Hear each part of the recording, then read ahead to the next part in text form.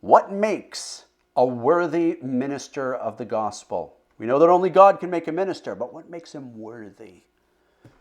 John Jackson was a minister who was a Westminster Puritan. He was a divine with a hearty theological intellect, very learned, but he had a pastoral heart. He wrote a number of excellent works for the glory of Christ and the good of the church in his day, but none have ever been published until now. The first work which we are publishing is called The Worthy Churchman, or The Faithful Minister of Jesus Christ. In the preface to this work, the promoter of the book, he said that if we were to gather up all the Puritan sermons and all the treatises of the last 40 years, keeping in mind, this was way back in his day when he wrote the preface, that Jackson's work on this subject of the minister would be included in those volumes. Those both looking to be in the ministry and those who are in the ministry and Christians who sit under the ministry of any man need to know what the character and quality of a minister and ministry ought to be.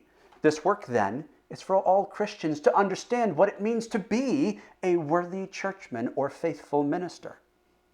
Interestingly, very interestingly, Jackson uses the high priest's breastplate as it's set down by Moses in Exodus 28:17-20, describing it, as well as the parallel passage in Revelation 21:19-20, which concerns the stones also seen in the walls of the New Jerusalem. The ministry of the old or the ministry of the new has certain qualities represented in these stones for specific purposes. Jackson masterfully explains these passages to demonstrate that ministers labor after the rich endowments and virtuous habits of grace, which we receive by co-working with God, and we do this by frequent repeated acts of preaching to introduce them both into our own soul and the souls of others.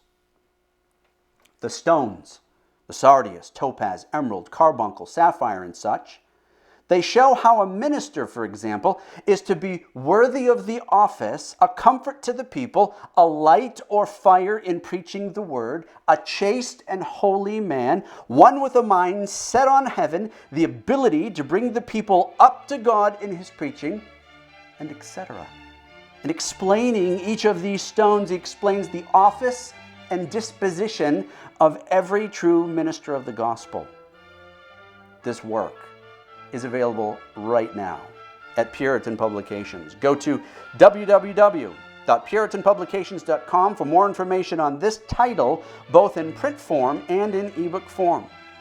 And may the Lord bless you as you study along with John Jackson on the office of a minister, as you look to have a full-orbed view of those under-shepherds of Jesus Christ and their qualifications for the good of the church, that you might know what makes a minister worthy as a faithful minister of Jesus Christ.